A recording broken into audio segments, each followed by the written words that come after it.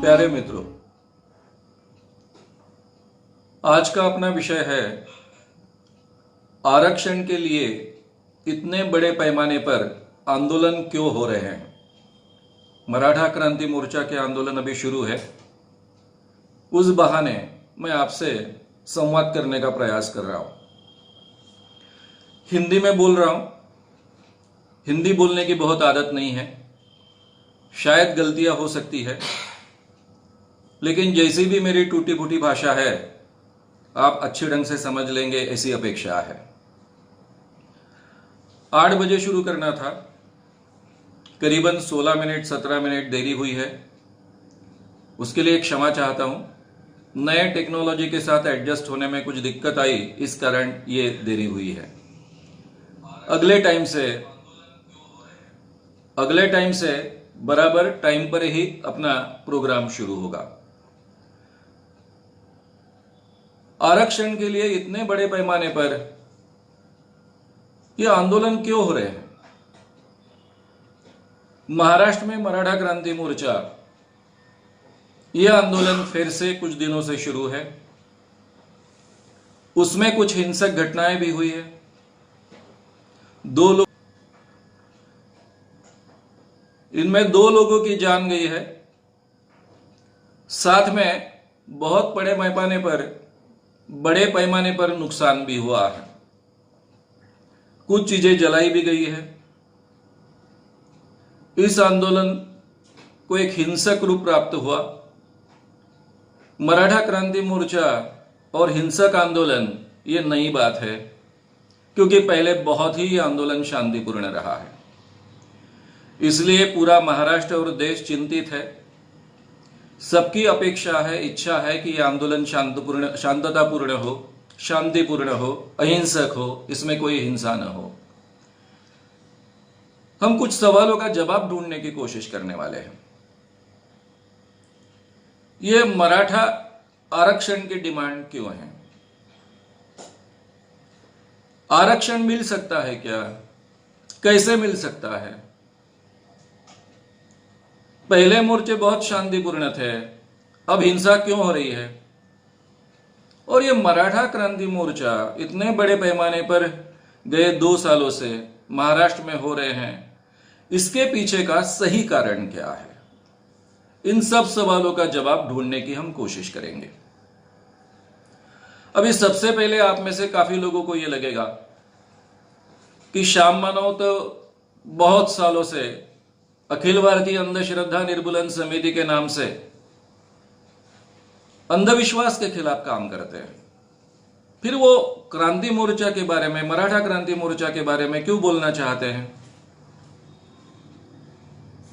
इससे पहले मैं जयप्रकाश नारायण के संगठन में काम कर रहा था। मेरी उम्र के 19वें साल से, तब उस संगठन का नाम तरुण शांति सेना था। बाद में जयप्रकाश नारायण जी का आंदोलन बहुत बड़ा हुआ, पूरे देश में फैला, उसका हम हिस्सा थे। बाद में इमरजेंसी आई, जेल जाना पड़ा। उसके बाद में इमरजेंसी हटने के बाद में पूरी की पूरी सरकार देश की बदली। ये पूरे जो भी घटनाएं घटी है, ये पूरी घटनाएं घटी है, उसका मैं एक हिस्सा रह चुका हूं। तब हम लोगों का सपना था कि संपूर्ण क्रांति लाना है, पूरे समाज को बदलना है। तो ये जो समाज को बदलना है, पूरे समाज में एक समानता लानी है, इक्वेलिटी लानी है। हर व्यक्ति को यहाँ के स्वतंत्रता मिलनी चाहिए और बंधुता निर्माण होनी चाहिए। ये जो 3 मूल्य है, बहुत ही महत्व के मूल्य है, और उसके साथ में जस्टिस, न्याय, ये 4 मूल्यों को लेकर ये हमारा क्रांति अभियान चल रहा था। मैं उसका हिस्सा रहा, इसलिए दिमाग में तो वही बातें होती हैं। और जब महाराष्ट्र में इतने बड़े पैमाने पर मराठा क्रांति मोर्चा निकलता है, लाखों की, करोड़ों की तादाद में लोग बाहर आते हैं, तो इसके पीछे के कारण क्या है? समाज का ताना बाना उद्ध्वस्त करने की क्षमता इन मोर्चों में हो सकती है, या फिर नए तरीके का समाज निर्माण करने की क्षमता भी इसमें हो सकती है।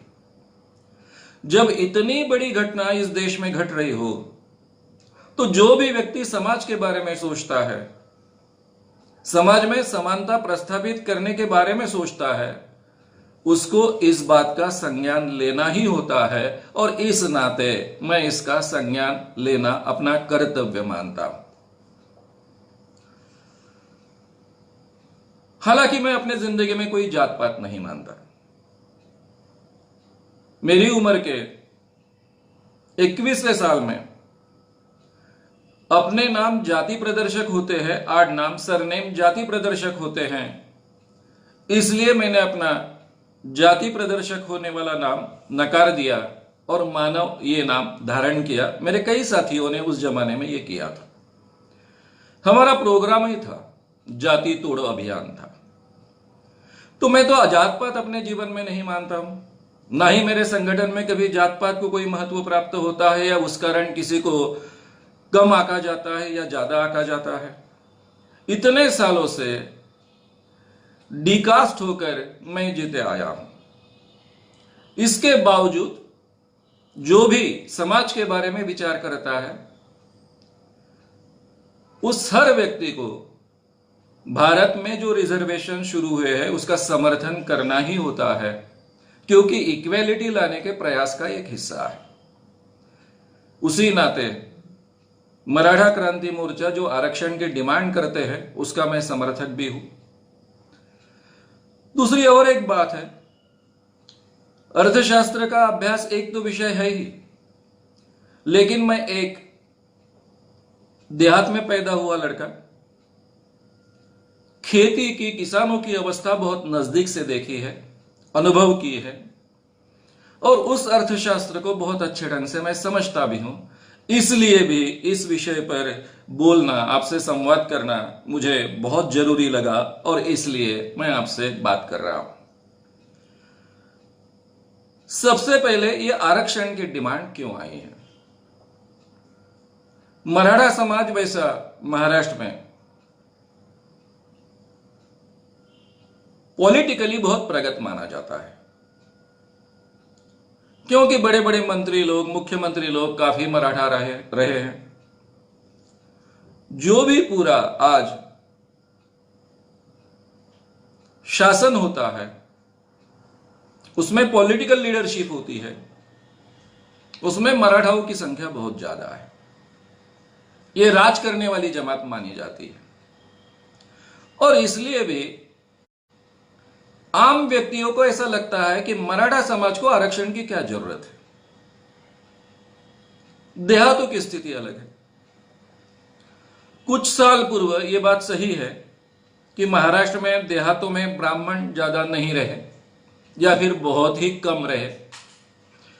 इस कारण जो भी जातिगत व्यवस्था महाराष्ट्र की देहातों की है, वहां पर मराठा हो, कुणबी हो, ये पटेल लोग हो, इनका काफी महत्व रहता था। जो भी गांव की व्यवस्था है उसमें ऊंचे तबके में माना जाता था। डॉक्टर बाबा साहब आंबेडकर के प्रयत्नों के कारण आरक्षण शुरू हुए। गांव के जो दलित लोग थे, जो छोटी छोटी झुग्गी झोपड़ियों में रहते थे,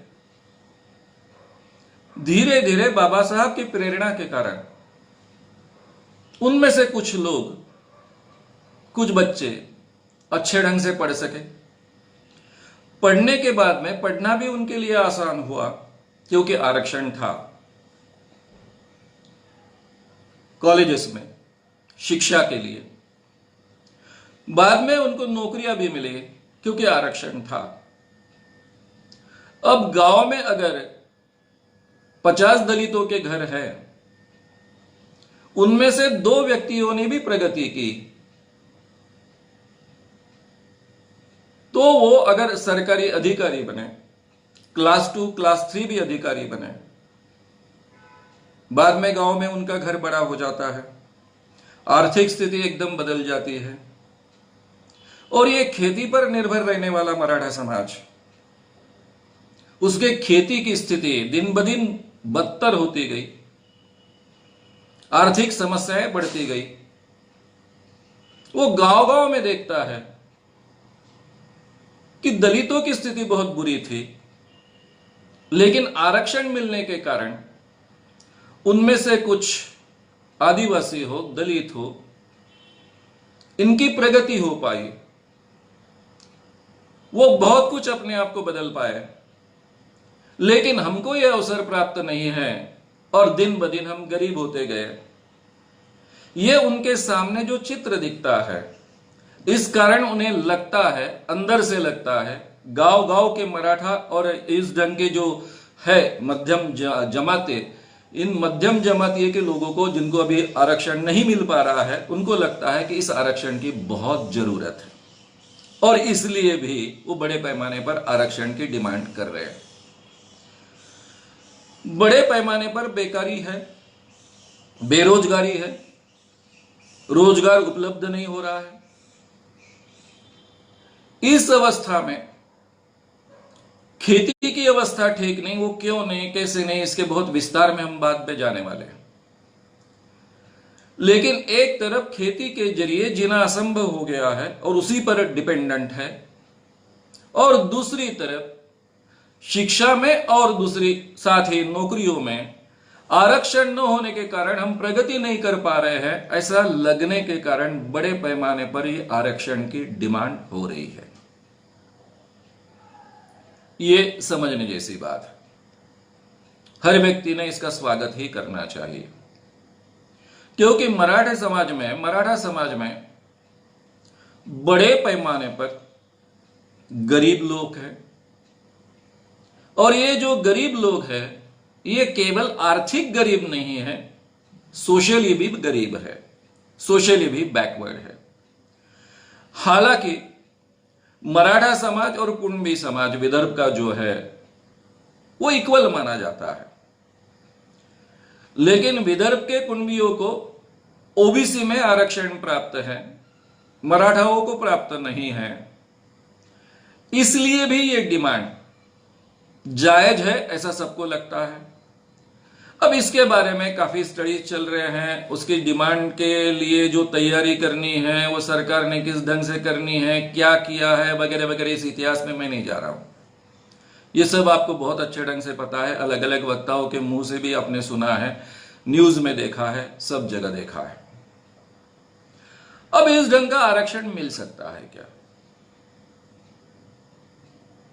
न्यायमूर्ति पीवी सावंत जी का इस पर का मत हम सब जानते हैं और वो सुप्रीम कोर्ट के न्यायमूर्ति रह चुके हैं। केवल वे सुप्रीम कोर्ट के न्यायमूर्ति है यहां तक सीमित नहीं है बात, वो बहुत ही सोशली अवेयर है, बहुत अलग ढंग से विचार करने वाले व्यक्ति है और कॉन्स्टिट्यूशन का बहुत उनका गहरा अध्ययन है। वे कहते हैं कि मराठाओं को जात के नाम पर स्वतंत्र आरक्षण देना कॉन्स्टिट्यूशन के तहत ही असंभव है। यानी ज्यादा से ज्यादा यह हो सकता है कि ओबीसी की जो भी ओबीसी का परसेंटेज आज है आरक्षण का, वो बढ़ाया जा सकता है, क्योंकि उस पर जो सुप्रीम कोर्ट ने मर्यादा डाली है कि 52% के 51% के ऊपर आप उसको नहीं ले जा सकते, यह मर्यादा कॉन्स्टिट्यूशन की नहीं है। और जहां 85% बैकवर्ड लोग हैं उनके लिए टोटल आरक्षण केवल 52% होगा, यह मर्यादा भी बहुत कुछ न्यायपूर्ण नहीं है, ऐसा उनका कहना है। इसलिए वो बढ़ाया जाना संभव है। लेकिन मराठाओं को स्वतंत्र आरक्षण देने की जो बात चल रही है 16%, यह स्वतंत्र देना करीबन संभव नहीं है, ऐसा उनका कहना है। वो ओबीसी में देना पड़ेगा। तमिलनाडु में अलग व्यवस्था हुई है, लेकिन वो सुप्रीम कोर्ट में केस चल रही है और उसका निकाल जब आएगा, उसका जब भी उसके ऊपर जो निर्णय आएगा उसी के बाद में तय होगा कि ऐसा कुछ चल सकता है या नहीं सकता है। बाद में न्यायमूर्ति पीवी सावंत जी ने और एक बात कही, और वो भी बहुत महत्वपूर्ण है। वे कहते हैं कि कॉन्स्टिट्यूशन के अनुसार सांस्कृतिक दृष्टया जो बैकवर्ड है, सामाजिक दृष्टया जो बैकवर्ड है, उन्हीं को आरक्षण दिया जा सकता है। लेकिन घटना दुरुस्ती कर कॉन्स्टिट्यूशन में बदलाव लाकर सरकार उसमें एक आर्थिक प्रावधान डाल सकता है कि आर्थिक बैकवर्डनेस के आधार पर भी आरक्षण मिलना चाहिए। और तब शायद बड़े पैमाने पर अन्य जातियों को भी, जिनमें वो गरीब लोग हैं उन जातियों में, या फिर मुस्लिमों में है, बाकी धर्मों में है, उन सबको आरक्षण देना संभव होगा। लेकिन ये आर्थिक बैकवर्ड के आधार पर का आरक्षण देना संभव है अगर कॉन्स्टिट्यूशन में हमने बदलाव किया, वो दुरुस्ती की, तो ये पॉसिबल है और वो करनी चाहिए, ऐसा उनका कहना है। इसमें बहुत तांत्रिक अड़चने हैं, इसके बहुत डेप्थ में मैं नहीं जाऊंगा। इस क्षेत्र के जो तज्ञ लोग हैं उसके बारे में वो ज्यादा अच्छे ढंग से बात कर सकते हैं। सरकार ने इसको सीरियसली लिया होता तो शायद ये मोर्चा हिंसक नहीं होता, ऐसा सब कह रहे हैं। और ये फीलिंग सभी को आया है, मुझ जैसे एक सामाजिक कार्यकर्ता को भी आया है। इसका बहुत अच्छे ढंग से संज्ञान लेना चाहिए था। कोर्ट की जो लड़ाई है बहुत अच्छे ढंग से करनी चाहिए थी, ताकि ये नौबत नहीं आनी चाहिए थी, ऐसा सबको लगता है, मुझे भी लगता है। लेकिन सभी का मराठा आरक्षण को पूरी तरह से समर्थन है। एक भी पॉलिटिकल पार्टी ऐसी नहीं है कि जो इसका विरोध करती है। सबसे अच्छी बात है कि दलित मूवमेंट्स हैं, दलित संगठनाएं हैं, उनका भी इसको समर्थन है। ओबीसी संगठन है, उनका भी इसको समर्थन है। केवल उनका कहना इतना ही है कि हमको जो मिल रहा है परसेंटेज, उसमें कुछ गड़बड़ी नहीं होनी चाहिए। तो टोटली वातावरण अच्छा है और इतने बड़े पैमाने पर यह आंदोलन है कि कोई भी सरकार इसको नकार नहीं सकती। इसलिए सरकार को यह निर्णय लेने के लिए स्पीडअप होना पड़ेगा। उसमें से जो भी मार्ग निकालना जरूरी है वो निकाला जाएगा। दूसरा कोई चारा नहीं है, दूसरा कोई पर्याय नहीं है। इसलिए आरक्षण आज नहीं तो कल मिलने ही वाला है। अब उसके लिए क्या करना पड़ेगा वगैरह वगैरह आगे की बातें हैं। अब मेरे सामने दूसरा एक सवाल है, आरक्षण शिक्षा में मिलने के बाद में कितनी स्थिति बदलेगी? क्योंकि शिक्षित बेकारों की फौज यहां बैठी है, हर जाति की बैठी है। वो डिमांड कर रही है नौकरियों की, और देश में नौकरियां उपलब्ध नहीं है। खास कर ये आरक्षण हो सकता है वो केवल सरकारी यंत्रणा में हो सकता है, और सरकार ने नौकरियां करीबन बंद कर दी है। कई सालों के गैप के बाद जो अभी कहा गया कि 72,000 लोगों को नौकरियों में लिया जाएगा, और शायद इसी कारण कि मराठाओं की स्थिति अभी तय नहीं है, उनके आरक्षण की स्थिति तय नहीं है, तो ऐसी अवस्था में अगर ये नौकरियां एक बार डिक्लेयर हो गई तो फिर और क्या स्थिति होगी। इस कारण भी असंतोष ज्यादा बढ़ा है, ये भी इसके पीछे का कारण है, हम जानते हैं। लेकिन हम थोड़ा समझने की कोशिश करेंगे। आरक्षण तो मिलना चाहिए, इसका किसी को विरोध नहीं है। लेकिन जो स्थिति है, जो अवस्था है, जो असंतोष है, वो या नौकरियों में आरक्षण मिलने से उसका हल निकलेगा। ये जो 72,000 नौकरियां हैं, अगर 16% भी उसमें मान ले तो केवल 11,500 नौकरियां होती है। ये 11,500 नौकरियां मिलने के बाद में कितने लोगों का प्रॉब्लम सॉल्व होगा? मराठा समाज के 31% समाज महाराष्ट्र में मराठा समाज है, उनमें से 11,500 लोगों को नौकरियां मिलने से क्या प्रॉब्लम हल होगा? प्रतीकात्मक होगा, कुछ लोगों के लिए एक समाधान पूर्वक हल निकाला गया ऐसा लगेगा, लेकिन इससे समस्या छूटने वाली नहीं है। अब मित्रों, सवाल यह होता है आपके और मेरे सामने कि अगर आरक्षण के जरिए हमारा सवाल पूरी तरह से छूटने वाला नहीं है, क्योंकि सरकारी नौकरियों की संख्या ही बहुत कम हो गई है और आरक्षण की डिमांड करने के लिए जो मोर्चे निकले हैं उसमें लाखों नहीं करोड़ों लोग शामिल हो चुके हैं। यह फेनोमेना ऐसा क्यों हुआ? इसके पीछे के सही कारण क्या है, यह हम जानने की कोशिश करेंगे। और शायद मैं थोड़ा अलग विषय में जाना चाहता हूं। मेरी इच्छा है कि समाज के हर तबके ने इस बारे में जो सोचना चाहिए, तो उस सोच में यह भी सोच बहुत अच्छे ढंग से समझ लेनी चाहिए। और जो मराठा क्रांति मोर्चा, इनके जो नेता लोग हैं और यहां की जो यंग जनरेशन है, उन्होंने भी यह समस्या गहराई से समझ लेनी चाहिए। अब हम सब जानते हैं कि मराठा क्रांति मोर्चा गए 2 सालों में बड़े पैमाने पर निकले।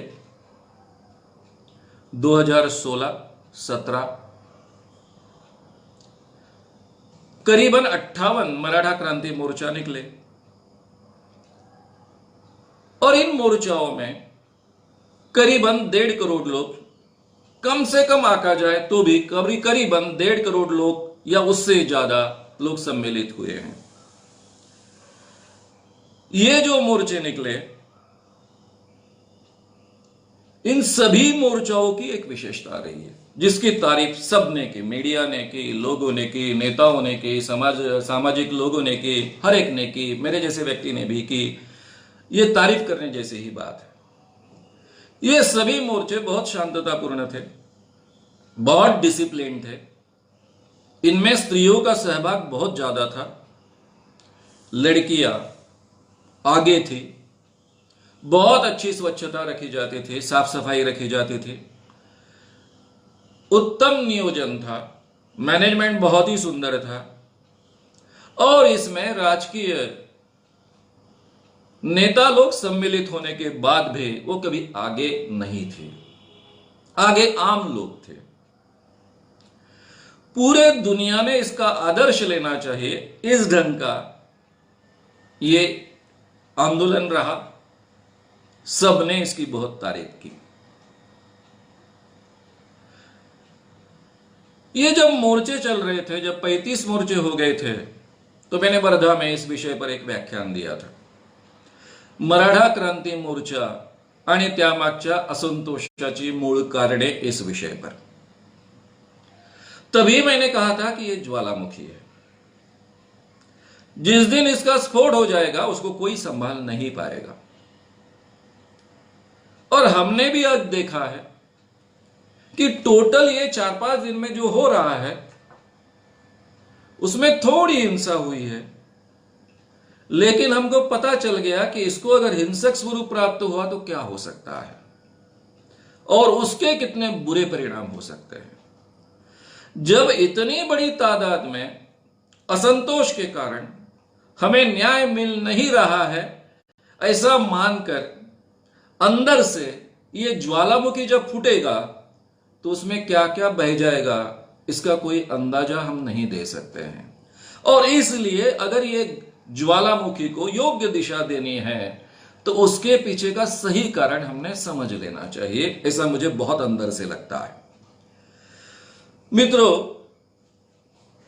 क्रांति कैसी होती है इसका काफी अभ्यास हम जब नए नए इस काम में शरीक हुए, संपूर्ण क्रांति लाना चाहते थे, तब किया है। दुनिया में जितनी भी क्रांतियां हुई उसका अभ्यास किया। अब बड़े पैमाने पर जब लोग साथ में आते हैं तो धार्मिक कारणों से तो बहुत बड़े पैमाने पर लोग साथ में आते हैं, हमें पता है। लेकिन जो भी बड़े बड़े जनसमूह साथ में आए उसमें एक चीन का, जिसको लॉन्ग मार्च कहा जाता है, उसका हमेशा उल्लेख किया जाता है। 16 अक्टूबर 1934 से लेकर तो 20 अक्टूबर 1935, करीबन 1 साल 4 दिन तक यह मोर्चा चलता रहा। ये लॉन्ग मार्च 4000 मील चलता रहा। 4000 माइल्स में पहले शुरुआत में 85,000 ट्रूप्स इसमें शामिल हुए थे, यानी करीबन 10 लाख लोग शामिल हुए थे। और आखिरी में 1 साल 4 दिन बाद जब पहुंचे, तब केवल उसमें 8,000 लोग बचे थे। 10 लाख में से इतने बड़े पैमाने पर लोग मर गए थे। और उसके बाद में चीन में क्रांति हुई, वगैरह वगैरह वगैरह सब चीजें हमको मालूम है। उसके बाद में चीन में ही तियानमेन चौक में बड़े पैमाने पर विद्यार्थी साथ में आए। 4 जून 1989 की यह बात है। 10 लाख विद्यार्थियों की भीड़ एक ही जगह पर इकट्ठा हुई और धीरे धीरे ये बात ऐसे फैलती गई कि 400 सिटीज में ये बात फैली। यानी ये जो शांततापूर्ण मोर्चा था, ये तियानमेन चौक से जो शुरू हुआ, हर जगह लोग इकट्ठा होते गए, अलग अलग जगह पर इकट्ठा होते गए और बड़े पैमाने पर लोग मारे गए। चाइना के मिलिट्री ने 3 से लेकर, यानी जो भी आंकड़े बाहर आए, कहा जाता है 3000 लोग मारे गए, लेकिन काफी आंकड़े ऐसे हैं जो अलग अलग देशों ने प्रसिद्ध किए हैं और उन्होंने कहा है कि 30,000 लोग कम से कम मारे गए, विद्यार्थी मारे गए। यह भी बहुत हिंसक रहा है।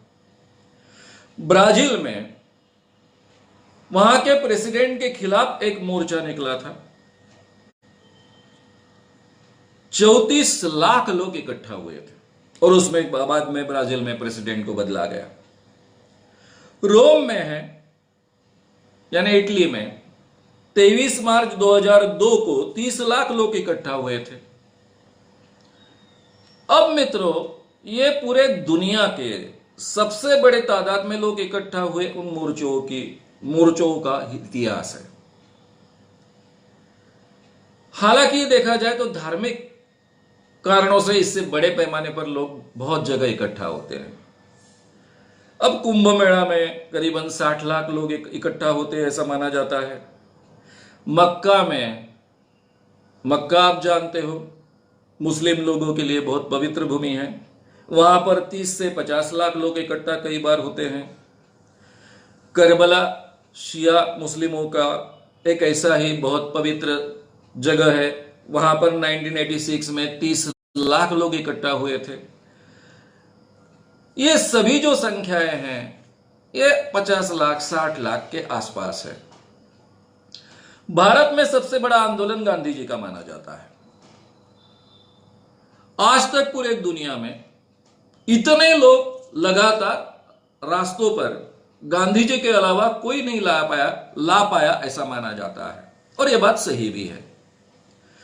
1940 से लेकर तो 1948 तक गांधी जी के अलग अलग आंदोलनों में जो लोग सहभागी हुए, या फिर जयप्रकाश नारायण ने जब संपूर्ण क्रांति का नारा लगाया, भ्रष्टाचार विरोधी आंदोलन 1973 खास कर 74-75 में आंदोलन चला, तब उस आंदोलन का मैं हिस्सा था। जयप्रकाश नारायण जी के कई सभाओं में मैं सम्मिलित हुआ और मैंने वहां 5-5, 6-6 लाख की सभाएं देखी। इतनी बड़ी सभाएं फिर कभी नहीं देखी गई। लेकिन मित्रों, इससे भी ज्यादा लोग लगातार 58 मोर्चे में लगातार सम्मिलित हुए मराठा क्रांति मोर्चा के आंदोलन में। यह बात सही थी कि यह आंदोलन शांततापूर्ण थे, इसलिए स्त्रियां बड़े पैमाने पर इसमें सहभागी हो पाती थी, और स्त्रियां इसमें बड़े पैमाने पर सहभागी हो रही है, महिलाएं इसमें बड़े पैमाने पर सहभागी हो रही है, इसलिए आंदोलन बहुत ही शांततापूर्ण रह पाते थे। साइकोलॉजिकल भी कारण है। जब अपने ही आसपास की महिलाएं यहां सम्मिलित है, अगर कुछ गलती हो जाए, कोई हिंसक घटना हो जाए, तो ये बहुत बुरी चीज होगी। इसका आभास हर एक को रहता है और इसलिए हर व्यक्ति आंदोलन में जो सहभागी होता है वो ज्यादा जिम्मेदार बनता है। इस कारण भी ये आंदोलन बहुत शांततापूर्ण रह पाए। अब इतने बड़े पैमाने पर लोग इकट्ठा आ रहे हैं, शुरुआत का कारण तो बहुत ही अलग था। 13 जुलाई 2016 को कोपरडी में अमानुष बलात्कार हुआ, इस बहाने इस आंदोलन की शुरुआत हुई। अब हालांकि इस बलात्कार के बारे में सरकार कहीं तो भी आनाकानी कर रही है, ऐसी कोई स्थिति नहीं थी। सरकार ने बहुत अच्छे ढंग से ये केस चलाई और करीबन एक साल के अंदर, एक साल कुछ महीनों के बाद में 29 सितंबर 2017 को कोर्ट का निर्णय भी आ गया और उनमें 3 लोगों को फांसी भी लगी। लेकिन इस बहाने जो आंदोलन मराठा क्रांति मोर्चा के शुरू हुए, पूरे महाराष्ट्र में फैलते गए और जैसा मैंने कहा कि 58 तक आंदोलन हो चुके हैं। दूसरा उसमें डिमांड थी कि कोपरडी में जो बलात्कार हुआ, तो जिन लोगों ने बलात्कार किया उनको फांसी मिलनी चाहिए, वो मिल चुकी है। 16% आरक्षण देना चाहिए, ये दूसरी डिमांड थी, उसके बारे में हम विस्तार से बात कर ही रहे हैं। तीसरी बात थी, शुरुआत में तो आई थी कि एट्रोसिटी जो कानून है, दलित आदिवासी लोगों की सुरक्षा के लिए जो कानून है, वो तो बंद कर देना चाहिए। ये तो शुरुआत थी। लेकिन इमीडिएटली इसमें सुधार हुआ कि उसमें कुछ ऐसी सुधार होने चाहिए कि उसका गलत उपयोग नहीं होना चाहिए। हालांकि ये सभी जब मोर्चे निकलने लगे मराठा क्रांति मोर्चा के, तब सबसे ज्यादा डर हर व्यक्ति को था, जो भी सामाजिक दृष्टि से जागरूक है उसको, कि कहीं इस आंदोलन की परिणति दलित वर्सेस मराठा ऐसा वातावरण न तैयार हो। लेकिन सबसे बहुत अच्छी बात है कि ऐसा वातावरण तैयार नहीं हुआ। उसमें मराठा नेताओं की भी खासियत है, उन्होंने ऐसा टोन न देने की पूरी तरह से कोशिश की। जो कुछ ऐसा टोन देने की कोशिश कर रहे थे उनको रोकने का प्रयास किया। और दूसरा महत्व का भी एक कारण है, बहुत महत्व का कारण है कि जो दलित संगठन थे, उनके नेता लोग थे, उन्होंने भी बहुत अच्छे ढंग से इस चीज को हैंडल किया। कहीं यहां से मराठा वर्सेस दलित ये वातावरण न पैदा हो, इसका पूरी तरह से ख्याल रखा। इसके पीछे पार्श्वभूमि है, मराठवाड़ा में डॉक्टर बाबा साहब अंबेडकर नामांतर का जो आंदोलन हुआ, मराठवाड़ा विद्यापीठ को यह नाम देना था उस वक्त बड़े पैमाने पर मराठवाड़ा वर्सेस दलित ये संघर्ष हुआ है, ये उसको पार्श्वभूमि थी। उसके बाद में एक बहुत अच्छा काम हुआ।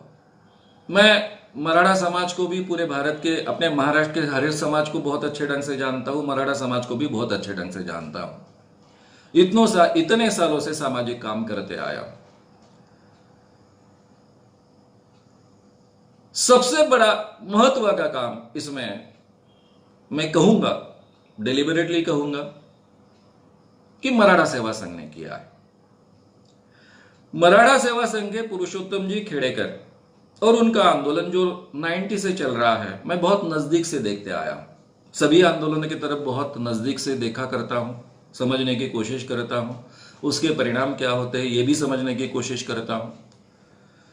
मराठा लोगों में अंबेडकर जी के बारे में आदर नहीं था,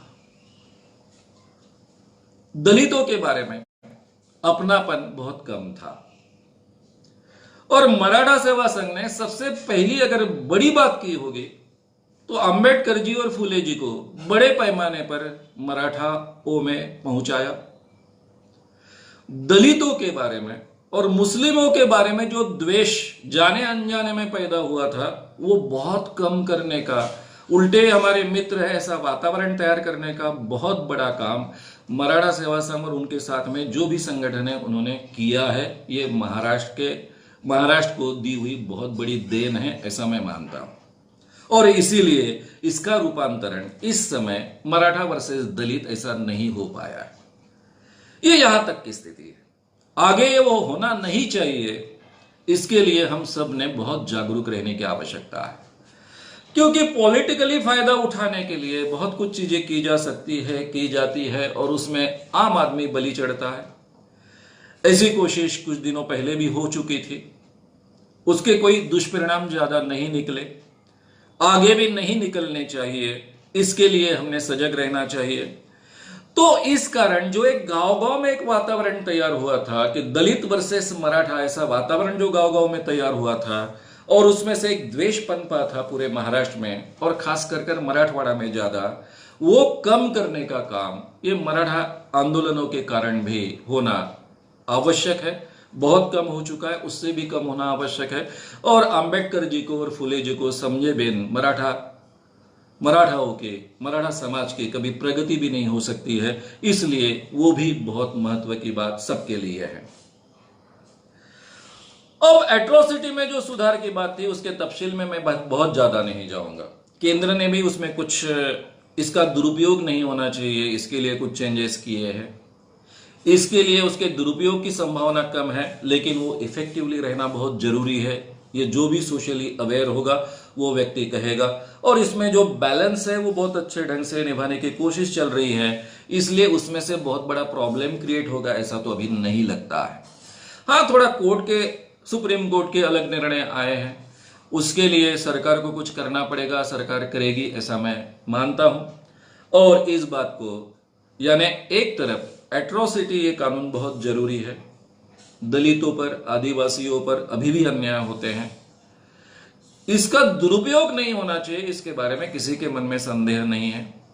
लेकिन इस कानून के जरिए न्याय भी मिलने चाहिए, इसकी भी बहुत जरूरत है। करीबन 8,800 प्रकरण हुए, लेकिन उसमें से केवल 6.6% प्रकरणों के बारे में ही निर्णय हो चुके हैं, बाकी वैसे ही अटके हुए हैं, ऐसी स्थिति है, या फिर निर्णय कुछ आए नहीं है। तो इसलिए यह कानून बहुत इफेक्टिवली लागू होता है, यह भी चित्र भी है महाराष्ट्र में। पूरे देश की स्थिति तो इससे भी ज्यादा बुरी है।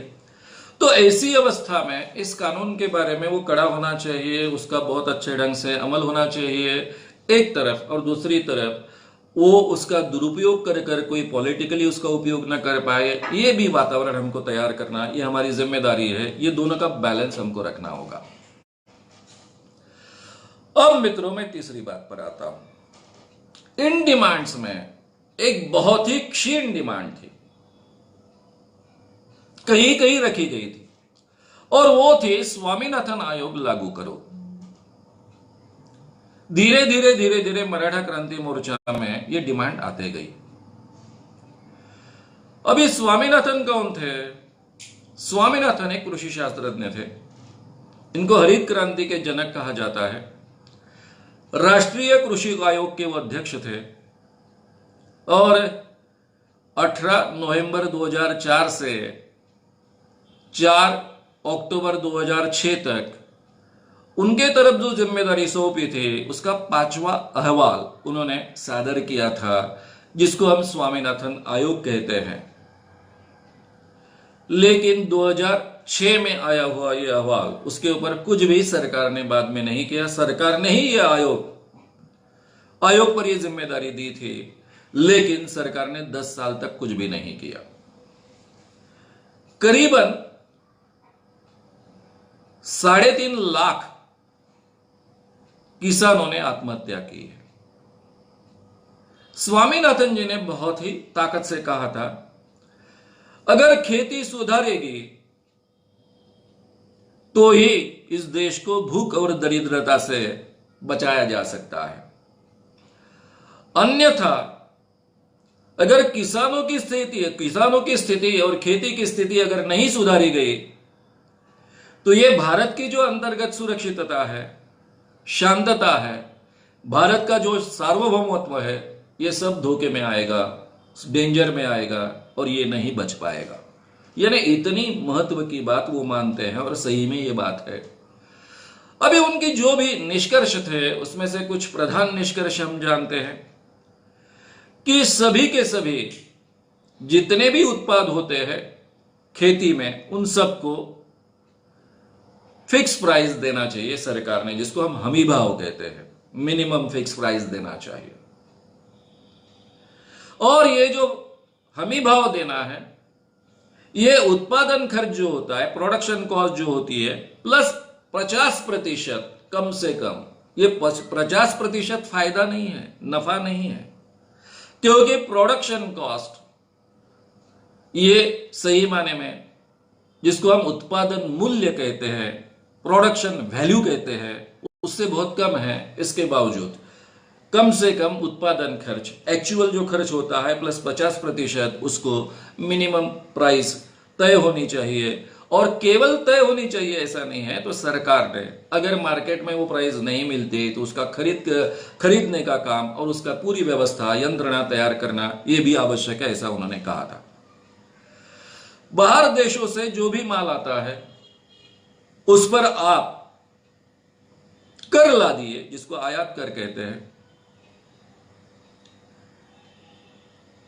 खेतीहरों को, किसानों को 4% से कर्ज देना चाहिए, यह भी उन्होंने कहा है। जब भी कोई नैसर्गिक आपत्ति आती है, अकाल आता है, ऐसे समय में ये कर्जे वसूल करने की जो प्रक्रिया है उसको रोक देना चाहिए, और उसका जो ब्याज होता है वो माफ करना चाहिए। ये भी इसमें था। पीक बीमा संरक्षण की भी बात थी, वगैरह वगैरह, बाकी काफी बातें थी। मैं ये बात को क्यों महत्व दे रहा हूं? हालांकि मराठा क्रांति मोर्चाओं में ये बात, ये डिमांड एक क्षीण डिमांड है, यानी बहुत महत्व इस डिमांड को नहीं दिया गया है। अभी जो भी मराठा क्रांति मोर्चाओं के बारे में मैं भाषण सुन रहा हूं,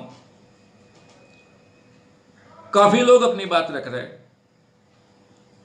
निखिल वागरे जी ने भी अपनी बात रखी महाराष्ट्र मैक्स पर। उसमें उन्होंने इस मुद्दे को टच किया कि खेती की समस्याओं के कारण ये सब प्रॉब्लम्स क्रिएट हुए हैं, उसके मूल में वो है। काफी लोग इसको स्पर्श करते हैं, लेकिन इतनी बड़ी तादाद में 1.5-2 करोड़ लोग मोर्चाओं में शामिल होते हैं। क्यों होते हैं? इसके पीछे का सही कारण क्या है?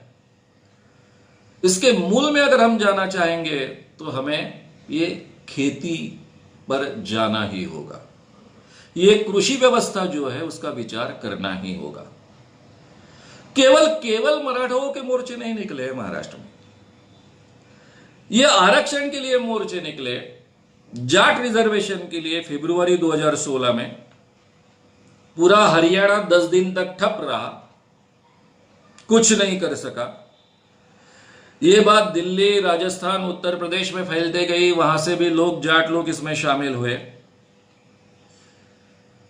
12 फरवरी से लेकर तो 26 फरवरी तक 2016 की बात है, ये जो आंदोलन हुआ वो हिंसक हुआ थोड़ा सा। इस कारण 3,400 करोड़ रुपए का नुकसान हुआ। केवल पुलिस डिपार्टमेंट का ही नुकसान 200 करोड़ का है, रेलवे का नुकसान 56 करोड़ का है। उसके कारण जातीय संघर्ष पैदा हुआ और उसमें 30 लोग मारे गए। उसके बाद में हरियाणा सरकार ने 10% का आरक्षण बिल लाया जाटों को, और वो कोर्ट ने रद्द कर दिया। अब वहीं की स्थिति ऐसी बीच में गिरी हुई स्थिति है। गुजरात में पाटीदारों का आंदोलन हुआ। पटेल पाटीदार, उन्होंने रिजर्वेशन की डिमांड की। जुलाई 2015 की ये बात है। 25 अगस्त में अहमदाबाद में बहुत बड़े तादाद में लोग इकट्ठा हुए। 5 लाख के ऊपर लोग इकट्ठा हुए।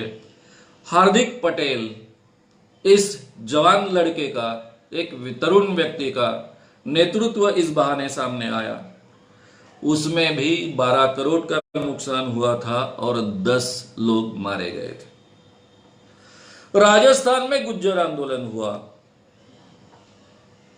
यह आंदोलन राजस्थान में हुआ, बाकी भी दक्षिण प्रांतों में हुआ। ये सब आंदोलन करने वाली जातियां है, वो खेतीहर जातियां है। ये सबसे पहले हमने समझ लेना चाहिए।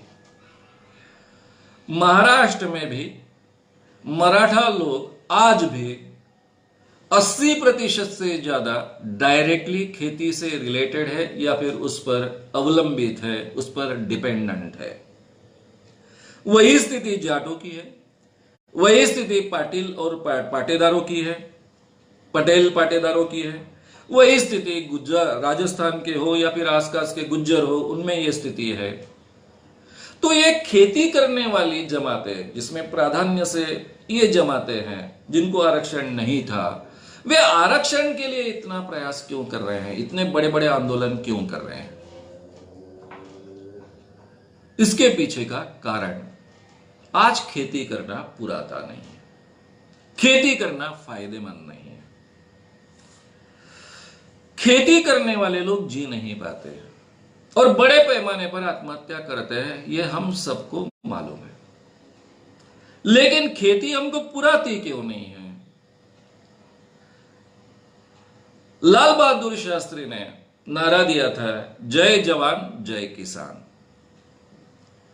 किसान देश की बॉर्डर की सुरक्षा करते हैं और जवान देश की सुरक्षा करने वाले जो है उनका भी और सबका पेट पालने का काम किसान करते हैं, जो पूरे देश की अंतर्गत सुरक्षा करते हैं।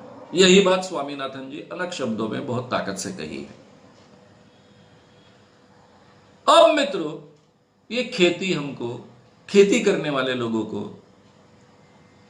क्यों पेट भर नहीं देती, इसका हमने विचार करना चाहिए और यह बहुत महत्व का विचार है।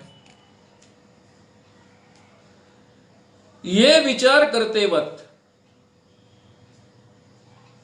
मैं शुरुआत में आपको लेके जाऊंगा डॉक्टर धनंजय राव गाडगीळ, पुणे यूनिवर्सिटी के कुलगुरु रह चुके हैं, प्लानिंग कमीशन के उपाध्यक्ष रहे। अध्यक्ष हमेशा प्लानिंग कमीशन के हमारे प्रधानमंत्री होते हैं। उन्होंने 1963-1964 में खुद प्लानिंग कमीशन के उपाध्यक्ष थे, यानी सही माने में अध्यक्ष ही होते हैं। प्रधानमंत्री को इतना समय नहीं रहता हर बात में ध्यान देने का, प्लानिंग करने का, लेकिन वो अध्यक्ष प्रधानमंत्री होते हैं, जिन्होंने पूरे देश का प्लानिंग किया शुरुआती। वही व्यक्ति धनंजय राव गाडगीळ जैसा अर्थतज्ञ कहता है कि हमारे देश के खेतीहरों का बहुत शोषण होता है। हमारी अर्थव्यवस्था करती है, जो अर्थव्यवस्था प्लान करने में उनका हिस्सा था, वही अर्थव्यवस्था हमारे खेतीहरों का, किसानों का शोषण करती है, ऐसा धनंजय राव गाडगीळ कहते हैं। और उदाहरण देते हैं कि जब हमारा ये खेतीहर किसान मार्केट में जाता है, तो मार्केट में जाते वक्त 3 पायल्या यानी मापने का एक जिसको हम कहेंगे माप था। एक पायली तब किलो से नहीं गिना जाता था, पायली से गिना जाता था। वो कहते थे कि खेतीहर किसान जब मार्केट में जाता है, कपड़ा लेने के लिए हो, मिर्ची लेने के लिए हो, तेल लेने के लिए हो, नमक लेने के लिए हो, या कुछ भी लेने के लिए हो, तब वो 3 पायल्या अनाज लेकर जाता है और आते वक्त केवल 2 पायल्या अनाज लेकर वापिस आता है। इसका मतलब जब वो मार्केट में जाता है तो 33% से उसका शोषण वहां पर होता है। ये बात उन्होंने तब कही थी। इसका मतलब एग्जैक्टली क्या है? शरद जोशी जी सभी जानते हैं, मैं बहुत मानता हूं इस व्यक्ति को और भारत के बहुत लोग बहुत मानते हैं। शरद जोशी जी ने किसानों का आंदोलन बड़े पैमाने पर महाराष्ट्र और देश में खड़ा किया। केवल खड़ा नहीं किया, आम किसानों को ये जो अर्थव्यवस्था है जिसके कारण ये किसानों का शोषण होता है, वो समझाने का सबसे बड़ा बहुत महत्वपूर्ण काम शरद जी जोशी जी ने किया। बहुत सुंदर बात उन्होंने रखी है। मेरे काफी मित्र, अगर मैंने अंधविश्वास का काम शुरू नहीं किया होता 1982 में, और मुझे वो काम इतना महत्व का लगता था और मैं जानता था कि मेरे बिन कोई करने वाला नहीं है, तो मैं शायद शरद जोशी जी के शेतकरी आंदोलन से जुड़ जाता। मेरे बाकी काफी मित्र इस आंदोलन से जुड़े हुए हैं।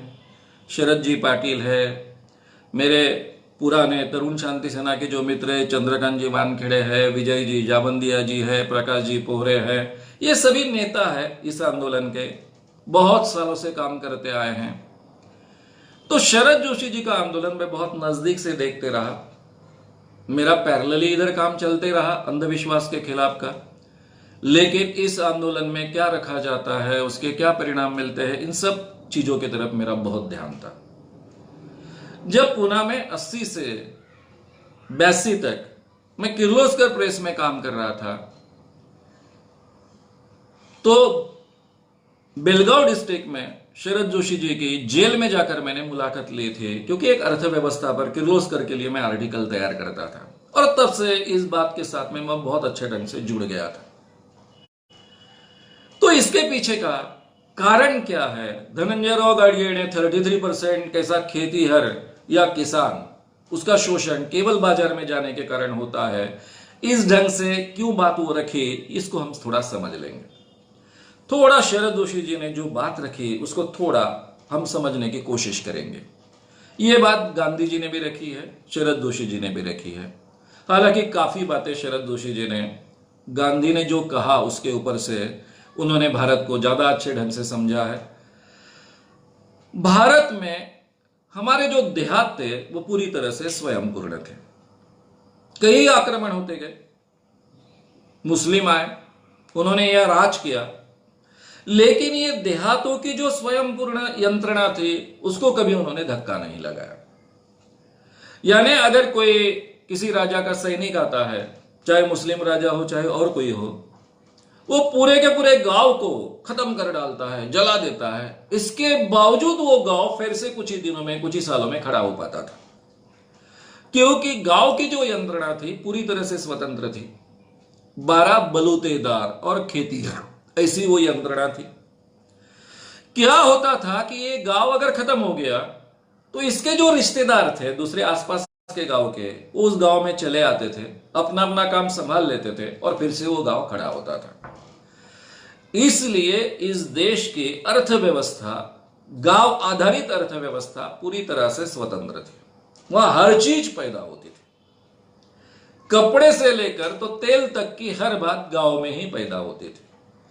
केवल समुद्र उसके आसपास नहीं होने के कारण उसको आवश्यकता गिरती थी, वो नमक की गिरती थी, उसके अलावा और किसी चीज को उसको आवश्यकता नहीं थी।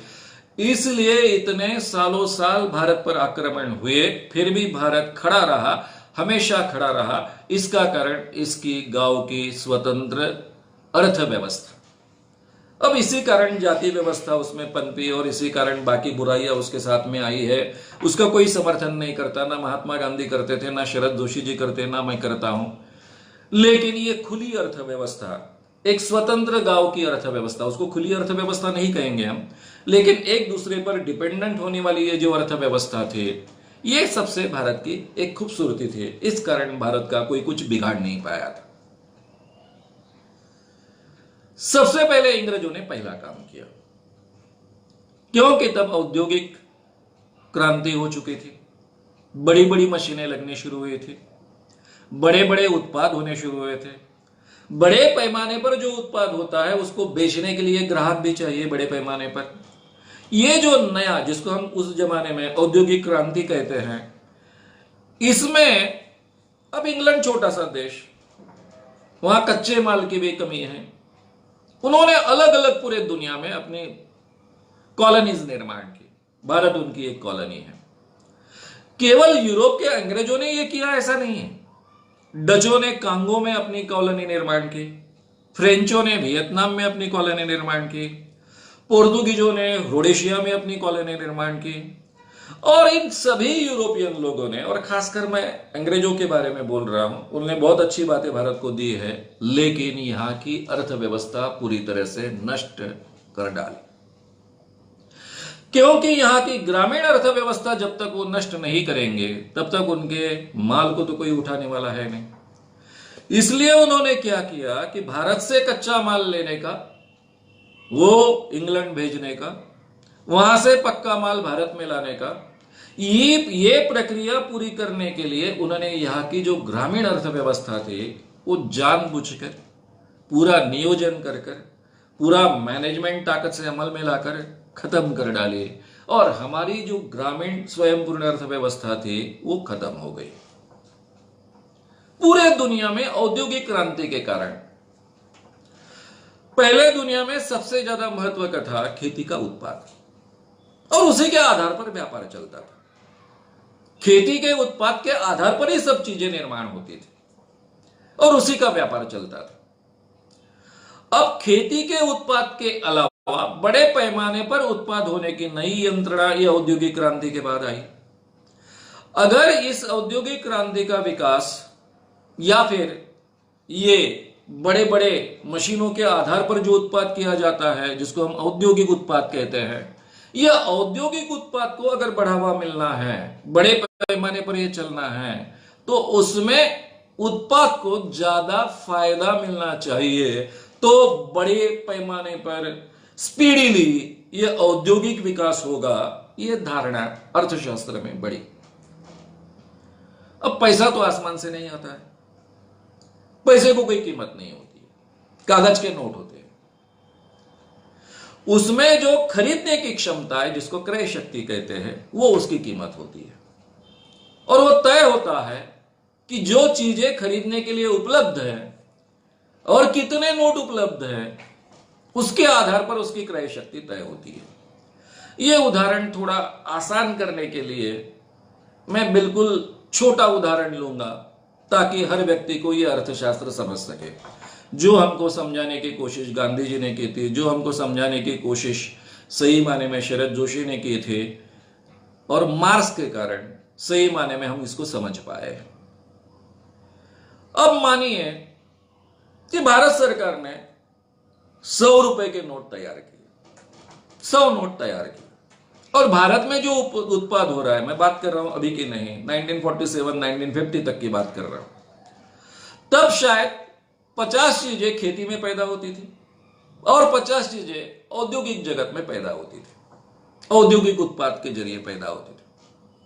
अब इसका अगर सही मूल्य औद्योगिक उत्पाद जो है उसका 50 रुपए होगा, और इसका सही मूल्य खेती में जो पैदा हुआ उत्पाद उसका 50 रुपए होगा, तो ये औद्योगिक उत्पाद उसका विकास धीरे धीरे होगा, खेती का विकास भी धीरे धीरे होगा, क्योंकि जो भी फायदा मिलेगा वहां लोग ज्यादा अपना श्रम डालेंगे, मेहनत डालेंगे। तो क्या हुआ, पूरे दुनिया की जो भांडवल, जिसको कैपिटलिज्म कहते हैं, उस अर्थव्यवस्था ने एक ऐसी अर्थव्यवस्था निर्माण की अपने ही अंतर्गत, सरकार के जरिए, सरकार के कंट्रोल के जरिए, कि ये खेती के जो उत्पाद है जिसको 50 रुपए मिलने चाहिए, उसके बजाय इसको 40 रुपए देंगे, क्योंकि पैसा तो पैदा नहीं किया जा सकता है, क्रय शक्ति होती है। तो हम ऐसा नियोजन करेंगे कि जिसकी कीमत मूलतः 50 रुपए है उसको 40 रुपए देंगे। तो ये 10 रुपए जो बचते हैं ऊपर के, ये जो अतिरिक्त मूल्य इसको कहते हैं, ये अतिरिक्त मूल्य हम निकालकर यहां दे देंगे, किसको, जिसकी कीमत 50 रुपए हो सकती है नफे के साथ में, ये इसका उत्पादन मूल्य है। ये उत्पादन मूल्य के बजाय और 10% इसको ज्यादा देंगे, ताकि औद्योगिक उत्पाद को 60% मिलने के बाद में उसमें कम से कम 10% का नफा होगा, और 20% टोटल मिल जाएंगे ज्यादा के, तो 20% नफा होने के कारण स्वाभाविकता से औद्योगिक उत्पाद बहुत तेजी से बढ़ेगा, वो स्पीड अप होगा और देश का विकास होगा। इस ढंग से सोच पूरी दुनिया की जो थी, कैपिटलिज्म की सोच थे, उसी को हमने भारत में भी अमल में लाया। उसको हम मिश्र अर्थव्यवस्था ऐसा कहते हैं। ये जो मिश्र अर्थव्यवस्था प्लान की गई, जिसमें धनंजय राव गाडगीळ भी सम्मिलित थे, 63-64 में उसका रूपांतरण 33% शोषण में हो चुका था। यानी जो खेती में उत्पाद होता है उसका उत्पादन मूल्य अगर 100 रुपए है तो उसको केवल 66 रुपए ही दिए जाते थे। अब ये जो यंत्रणा थी वो बढ़ते गई बढ़ते गई बढ़ते गई। उसके परिणाम भी हम देखेंगे कि कैसा होता है, कैसे बढ़ते गई।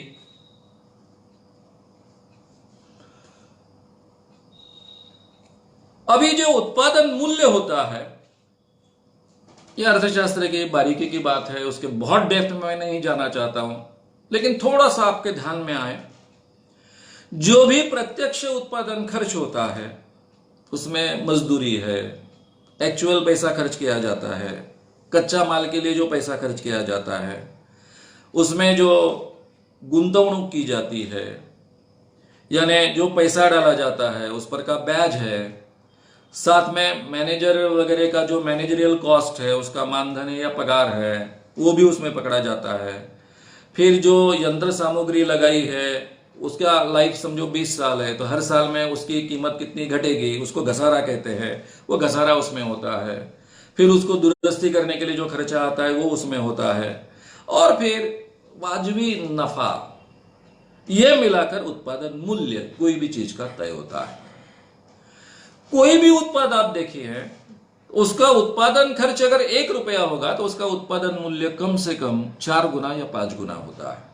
साधा अपना बुक लीजिए, प्रिंटिंग का बुक लीजिए। प्रिंटिंग होने वाला मराठी में बहुत ज्यादा कीमतें तो होती नहीं किताबों की, इसके बावजूद जो किताब प्रिंटिंग कागज वगैरह खर्च मिलाकर 20 रुपए में बनता है उसकी मार्केट प्राइस हमेशा 80 रुपए तो 100 रुपए रखी जाती है, तभी वो व्यवसाय हो पाता है, नहीं तो नहीं हो पाता है।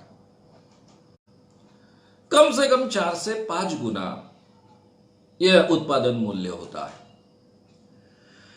यहां पर सरकार ने, पूरी दुनिया में यह हुआ, भारत में भी यह हुआ,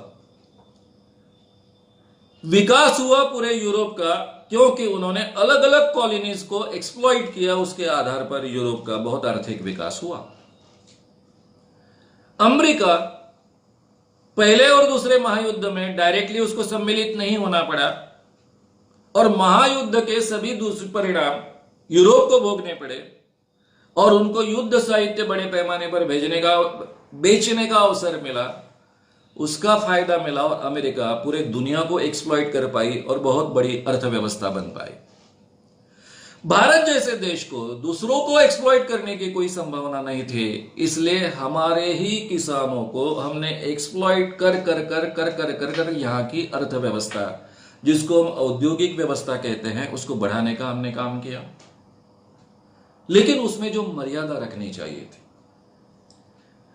जब आप 50 रुपए के बजाय 40 रुपए देते थे तब शायद चल जाता था, क्योंकि उतना उसमें से खेती में से निकलता था, खींच तान के वो अपनी जिंदगी निभा पाता था। लेकिन जब हमने इसका प्रमाण बहुत बढ़ा दिया तो दिन ब दिन खेती का जो उत्पाद होता है उसका हम मूल्य कम करते गए, उसको कम देते गए, क्योंकि खेती में जो उत्पाद होता है वो हर एक व्यक्ति के जीवन की बहुत आवश्यक चीज होती है, उसके बिना वो जी नहीं सकता है। अगर अनाज के और दाल के दाम बढ़ेंगे, तेल के दाम बढ़ेंगे, तो मजदूरी बढ़ेगी, मजदूरी बढ़ेगी तो नेचुरली फिर कारखानों में जो उत्पाद होगा उसकी कीमत बढ़ेगी, उसकी कीमत बढ़ेगी तो पूरे अंतरराष्ट्रीय स्तर पर हम टक्कर नहीं दे पाएंगे, स्पर्धा में उतर नहीं पाएंगे, कंपटीशन में टिक नहीं पाएंगे। ये सब विचार कर कर हमेशा हमेशा खेती के, किसानों के उत्पादों को कम दाम दिए जाते हैं, और उसका नियोजन सरकार प्लानिंग कमीशन की ओर से और उसकी जो भी यंत्रणा है उसकी ओर से करते आती है।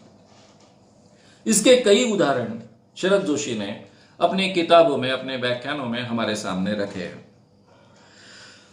जब ये बात 1982 तक की है, 1977 से मैं कुछ उदाहरण ले रहा हूं जिसके जरिए आपको पता चलेगा कि ये कैसे, किस ढंग से ये कंट्रोल करती है सरकार।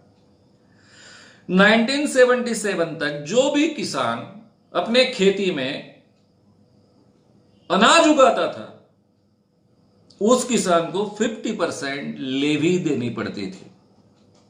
यानी अगर उसने अपने खेत में 100 क्विंटल अनाज पैदा किया तो 50 क्विंटल उसको सरकार को देना पड़ता था। और एक्चुअल पैदा हुआ का नहीं, इसका कोई संबंध नहीं। तुम्हारे पास इतनी एकड़ जमीन है, इसमें इतना अनाज होना चाहिए, तुम अनाज डालो न डालो, लेकिन 50 जो भी क्विंटल है वो सरकार को तुमने देने चाहिए। ये 1982 तक चलता रहा। अलग अलग ढंग से ये लेवी चलती रही। अब बात ऐसी थी कि अनाज उगाने के लिए 4 रुपए 30 पैसे लगते थे और सरकार लेती थी 2 रुपए 72 पैसे के हिसाब से, एग्जैक्टली करीबन 50% में लेती थी। उस जमाने में मैं एक खेतिहर का लड़का हूं, मैंने यह स्थिति देखी है कि अनाज किसी कारणवश कम हुआ तो मार्केट में से लेकर महंगा अनाज लेकर 5 रुपए से अनाज लेकर 2 रुपए 72 से वो सरकार में जमा करना पड़ता था। सेम चीज साखर के लिए थी, शुगर के लिए थी, शक्कर के लिए थी। उसका जो भी खर्च आएगा उसमें उससे कम में ये पैसे दिए जाएंगे। इसके पीछे का कारण था कि मजदूरी नहीं बढ़नी चाहिए, गांव की भी मजदूरी नहीं बढ़नी चाहिए, शहरों को भी मजदूरी नहीं बढ़नी चाहिए। कम कीमत में, कंट्रोल में तब अनाज दिया जाता था, कम कीमत में लोगों को अनाज मिलना चाहिए और वो फिर खेतीहर से लिया जाता था। अब ये जो कंट्रोल, जिसको हम मिश्र अर्थव्यवस्था कहते हैं, नेहरू जी ने हमारे देश में लाई थी, उसमें तो ये शोषण जो था खेतीहर का वो कम था। जब जागतिकीकरण आया, ओपन अर्थव्यवस्था आई 90s के बाद, तब यह शोषण बहुत बड़े पैमाने पर बढ़ गया। अब मैं आपको कुछ आंकड़े रखूंगा जिसके ऊपर से केवल आपके ध्यान में आएगा। 1993 में कपास, 1973 में कपास की कीमत थी 500 रुपए पर क्विंटल, खेतीहर को, किसानों को मिलता था। और 2015 में वही कपास की कीमत हो गई 4050 रुपए, यानी 8.1 गुना ये दाम बढ़ा 1973 से लेकर 2015 तक। जवार जो थी वो 200 रुपए थी 1973 में, उसकी कीमत हो गई 1500 रुपए 2015 में। ये करीबन 7.5 पट बढ़ी, 7.5 गुना बढ़ी। गेहूं था, गेहूं का प्रोडक्शन बहुत बड़े पैमाने पे था, जवार का प्रोडक्शन कम होते गया, इसलिए शायद जवार को थोड़ा सा ज्यादा गुना बढ़ी। लेकिन गेहूं 400 रुपए था 1973 में, 2015 में वो 1800 रुपए हुआ, यानी 4.5 गुना वो बढ़ा। चावल थे, अभी सभी आंकड़े आपके सामने रखकर आपको बोर करना ठीक नहीं है, चावल था वो 5 गुना बढ़ा। अब मैंने आपको कपास से लेकर चावल तक जो मेन उपज है खेतों में होने वाली, वो 8 गुना से लेकर तो 5 गुना तक, 4.5 गुना तक बढ़ी। सोना, 1973 में सोना गोल्ड 400 रुपए था, वो हो गया 27,000 रुपए 2015 में, 67.5 गुना बढ़ा। जो सिपाही काम करता है, प्यून है, उसका पगार था 1973 में 175 रुपीज पर मंथ, उसका पगार हो गया 2015 में 15,000 रुपए, वो 85 गुना बढ़ा। प्राध्यापक है, मैं था कॉलेज में प्राध्यापक, हम प्राध्यापकों के पगार 1973 में 600 रुपए थे, 2015 में उसी प्राध्यापक, उस दर्जे के प्राध्यापक का ही जिसको 600 रुपए मिलते थे, उसको मिलने लगे 1,25,000, 208 गुना ये पगार बढ़े। मजदूरी जो है खेती में काम करने वाले मजदूर की, वो 40 गुना बढ़ी। और जो आम कर्मचारी है, सरकारी कर्मचारी आम, उसका पगार 85% से लेकर तो 208 85 गुना से लेकर तो 208 गुना तक बढ़ा, प्रतिशत नहीं गुना तक बढ़ा। और जो किसान का माल है उसका दाम केवल 4 से 8 गुना बढ़ा। अब मुझे कहिए, उसने कितना भी अनाज उगाया, कितना भी उत्पाद बढ़ाया, किसान ने भारत के मेहनत ली कि नहीं ली? मेरे जमाने में जब मैं स्कूल में था, कॉलेज में था, तो हम अमेरिका से आया हुआ जो वहां के सुअरों को खिलाया जाता था वो गेहूं खाना पड़ता था। ऐसी कई चीजें हमको अनाज बाहर के देश से मंगाना पड़ता था। तब से हमारी लोक संख्या दुगने से ज्यादा हो गई और फिर भी आज हमारे पास बफर स्टॉक बाकी होता है। तो किसानों ने, यहां के खेती कृषि में काम करने वाले साइंटिस्ट ने मेहनत ली, बड़े पैमाने पर उत्पाद बढ़ा, लेकिन किसान और गरीब होते गया, उसका शोषण और बढ़ते गया। इसलिए जब धनंजय राव गाडगीळ कहते हैं 63-64 में कि किसान 3 पायलिया धान्य लेकर जाता है मार्केट में, अनाज लेकर जाता है और 2 पायलिया वापस लाता है, आज स्थिति ऐसी है कि वो 3 पायलिया लेकर जाता है और केवल 1 पायली ही वापस लाता है। जब इतना बड़ा शोषण इस शेतकरी का होगा, इस किसान का होगा, तो उसके बच्चे कैसे पढ़ पाएंगे? उल्टा एजुकेशन की कीमत बढ़नी। मेरे जमाने में तो एजुकेशन बहुत सस्ता था, अब तो बहुत बड़ा। एजुकेशन कैसे ले पाएंगे? व्यवसाय कैसे कर पाएंगे? खेती उसको पुराती नहीं। उसको जो जिस ढंग का भी एजुकेशन मिला है उसके आधार पर वो कोई भी काम अच्छे ढंग से कर पाता नहीं। नौकरी के अलावा वो दूसरा कुछ करना उसको सूझता नहीं, और नौकरियां तो उपलब्ध नहीं है। दिन ब दिन खेती में ये जो व्यक्तियों का भार है वो बढ़ते गया, लोक संख्या बढ़ते गई, घर के फैमिली मेंबर्स बढ़ते गई, जमीन उतनी ही रहती गई, उसी में सब करना है। बहुत कम संख्या में लोग बाहर जा पाए। मेजॉरिटी जो गए हैं किसानों के घर के लोग, वो झोपड़पट्टी में रहते हैं, शहरों में कोई भी काम करते हैं, बहुत बुरी अवस्था में रहते हैं। एक नेचर के सानिध्य में रहने वाले ये लोग आज इतनी गंदी अवस्था में शहरों में झोपड़पट्टियों में रहते हैं, कैसे वैसे जीते हैं। लेकिन उससे भी ज्यादा बड़ी तादाद अभी भी खेती से जुड़ी हुई है, जिसको जीना मुश्किल है, और इसमें बड़े पैमाने पर मराठा समाज के लोग हैं। और इस कारण मित्रों ये बहुत बड़ा असंतोष है। कम से कम 18 से 30 ये जो एज ग्रुप है उसमें 25 करोड़ नौकरियों की आज आवश्यकता है। इतने बड़े पैमाने पर नौकरियां कौन दे पाएगा? कौन सी अर्थव्यवस्था दे पाएगी? हमारी औद्योगिक अर्थव्यवस्था तो इसमें दे ही नहीं सकती है कोई, क्योंकि उल्टी स्थिति अभी इतनी बदल चुकी है। चीन जो उत्पाद करता है, हमारे घर में जो टीवी होता है, वो टीवी क्या हमारे महाराष्ट्र में, भारत में पैदा होता है? कोई भी औद्योगिक उत्पाद करने वाले व्यक्ति को यह उत्पाद करना पुराता नहीं है। वो चीन से पार्ट्स मंगाता है, उसको यहां असेंबल करता है, या भारत के प्रोडक्शन का कोई ठप्पा मार देता है और हमको बेचता है, क्योंकि चीन बहुत सस्ते में ये चीजें हमें उपलब्ध करा देता है।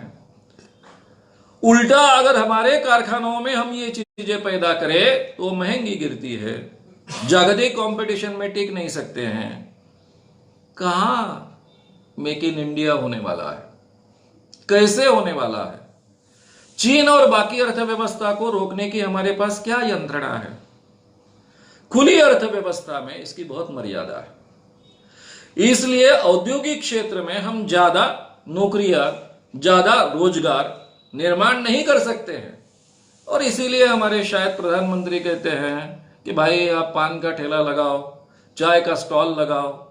अरे भाई, हर व्यक्ति अगर चाय का ठेला और पान का ठेला और चाय का स्टॉल लगाने लग गया तो कैसा चलेगा? उससे देश का विकास होगा क्या? और हर एक का अगर ठेला लगेगा तो उसको ग्राहक कहां से प्राप्त होंगे? तो हमको अलग अलग जो रोजगार के अवसर प्राप्त होने चाहिए, उसकी यंत्रणा खड़ी होनी चाहिए। तो औद्योगिक क्षेत्र में तो आज के जमाने में हो नहीं सकती। मैंने एक कारण कहा कि इस ढंग से सस्ता माल उपलब्ध होता है, और दूसरा कारण ऐसा है कि आज इतना ऑटोमेशन हो चुका है कि कोई भी कैपिटलिस्ट लोगों को रोजगार देने का विचार नहीं करेगा, वो ऑटोमेशन के जरिए उत्पाद करने का प्रयास करेगा। और खुली अर्थव्यवस्था में सरकार तो उस पर एक से ज्यादा बंधन डाल नहीं सकता है, उसको मर्यादा है बंधन डालने की। तो नेचुरली उत्पाद औद्योगिक क्षेत्र में बड़े उत्पाद होने वाले, बड़े पैमाने पर रोजगार उपलब्ध होने वाले नहीं है। सेवा क्षेत्र में सेवा क्षेत्र में रोजगार उपलब्ध होने की मर्यादा है। कितने हो गए? कभी भी सेवा क्षेत्र में जो टोटल जो लोक संख्या होती है, जनसंख्या होती है, उसमें 10 से 20% के ऊपर कभी सेवा क्षेत्र विकसित नहीं हो सकता है। तो सेवा क्षेत्र में बड़े पैमाने पर रोजगार उपलब्ध होने की गुंजाइश नहीं है। तो भारत जैसे देश में अगर बड़े पैमाने पर आपको रोजगार उपलब्ध करने हैं तो खेती से संबंधित उद्योगों में ही किए जा सकते हैं।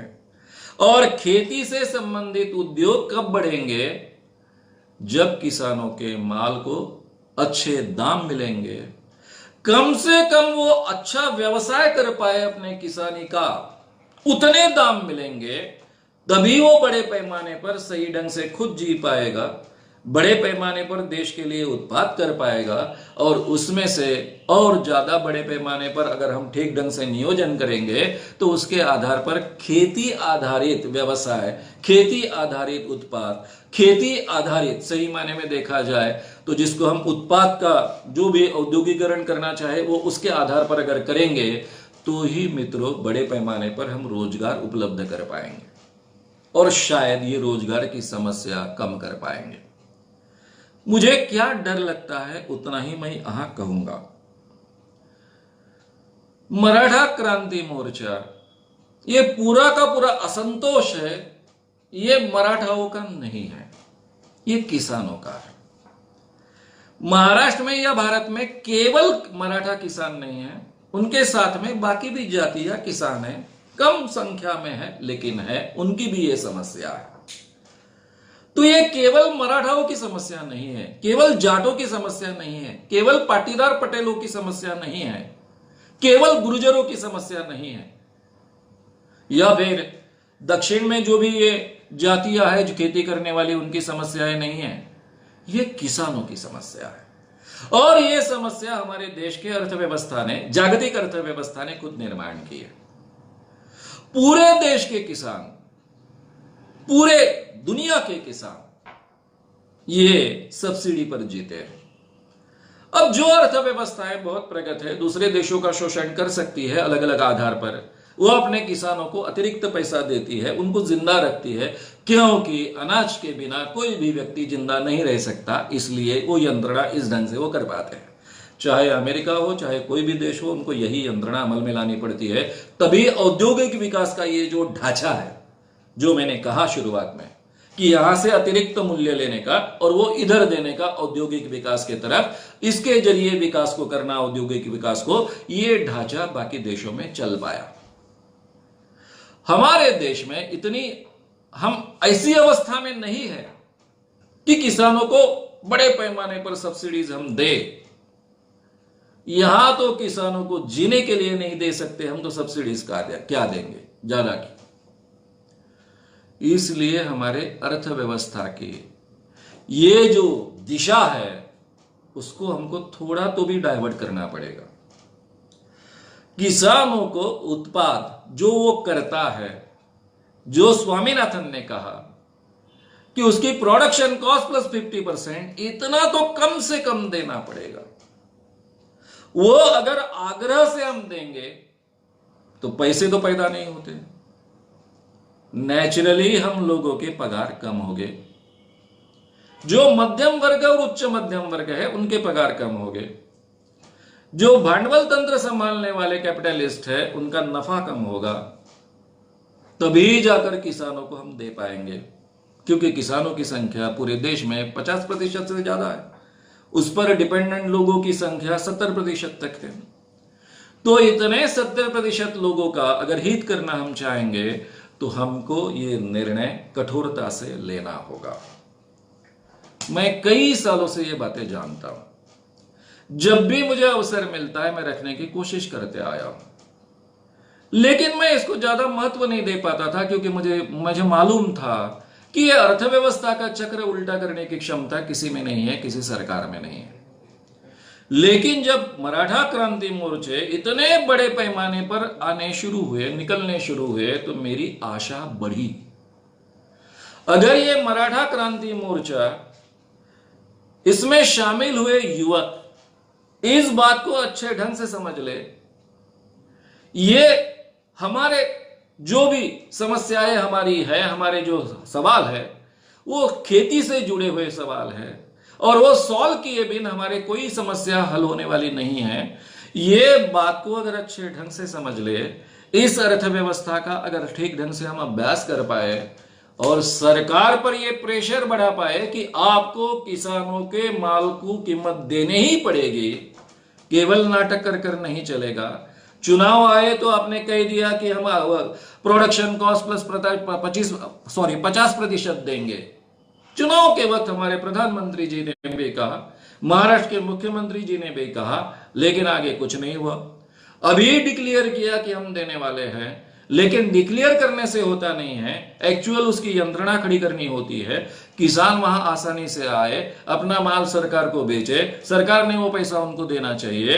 इस ढंग से अगर ये प्रक्रिया शुरू हुई तो शायद उसमें से एक अर्थव्यवस्था का चक्र थोड़ा अलग दिशा में चलना शुरू होगा और ग्रामीण या फिर कृषि अर्थव्यवस्था को या फिर कृषि इस व्यवस्था को एक महत्व प्राप्त होगा, और उसमें से ये समस्याएं सुलझाने का एक प्रयास या दिशा उसमें से निर्माण होगी। आज अगर मराठा क्रांति मोर्चा के लोग तय करते हैं तो सरकार पर बहुत प्रेशर क्रिएट कर सकते हैं। उसके लिए हिंसा करने की जरूरत नहीं है। मान के चलिए कि मराठा क्रांति मोर्चा ने यह तय किया कि ये आरक्षण की डिमांड तो पूरी हो जाएगी, और मुझे चिंता है कि शायद ये वही मोर्चे रुक जाएंगे, उसमें से तो कुछ होने वाला नहीं है। 11,500 नौकरियां प्राप्त होगी, 11,500 नौकरियां और मांगने वाले करोड़ों, ऐसी स्थिति होगी। तो ये तो मिलने वाला है, आज नहीं कल होने वाला है। लेकिन हमारी मूलभूत समस्या क्या है, ये हमने समझकर ये शक्ति का हमको जो पता चला है कि हमारे पास इतनी बड़ी शक्ति है, और लोकतंत्र में संख्या की शक्ति को बहुत महत्व होता है। अगर वो तय कर ले कि जब तक सरकार इस ढंग से सोचेगी नहीं, स्वामीनाथन आयोग अमल में लाएगी नहीं, तब तक हम विधान भवन के मुंबई में विधान भवन में आसपास 5 लाख लोग बैठेंगे, चाहे दुनिया इधर की हो जाए उधर हो जाए, हिंसा नहीं करेंगे और उठेंगे भी नहीं। पूरे देश पर प्रेशर आएगा। मुंबई ये भारत की आर्थिक राजधानी है। 5 लाख लोग अगर घेरा डालकर बैठते हैं, उनको बाकी लोग आकर खिलाते हैं, सभी व्यवस्था करते हैं, पूरे मुंबई के लोग मदद करते हैं, तो ये अर्थव्यवस्था का चक्र ठीक करने का काम सरकार को करना ही होगा। शायद उसमें से न्याय प्राप्त होगा। अब ये पर्याय हो सकता है। अब मुझे डर क्या है, ये भी बात मैं रखकर अपनी बात यहां खत्म करूंगा। सबसे पहले पॉलिटिकली किसानों की ये डिमांड, मराठा मोर्चा की ये डिमांड पूरी नहीं कर सकते, बाकी सब डिमांड पूरी हो सकती है। इसकी जानकारी सरकार को बहुत अच्छे ढंग से। तो सरकार क्या करेगी? जो ऊपरी ऊपरी अच्छा लगता है वो तो देगी आपको, लेकिन जब आप इस डिमांड के लिए बैठेंगे तो जिन्होंने ये सरकार बनाई है वो कैपिटलिस्ट को पता चल जाएगा कि ये तो अपने पैर पर की कुल्हाड़ी है, वो सरकार को नहीं करने देंगे। लेकिन दूसरी ओर लोकतंत्र में जो प्रेशर होता है पब्लिक का, उसको टाला नहीं जा सकता। अगर वो अहिंसक है तो उसका कुछ किया भी नहीं जा सकता। ये अहिंसक 5 लाख लोग क्रांति ला सकते हैं, उसमें 10 लाख जोड़ सकते हैं, 15 लाख जोड़ सकते हैं, 20-25 लाख अगर विधान भवन को घेरा मारकर 2-4 महीने बैठ गए तो सरकार को ऐसे निर्णय लेने ही पड़ेंगे कि जिसके कारण ये प्रॉब्लम, जो मूलभूत समस्या है, वो सुलझाने की दिशा में प्रयास शुरू होगा। नहीं तो मुझे जो डर लगता है वो मैं अब बता रहा हूं।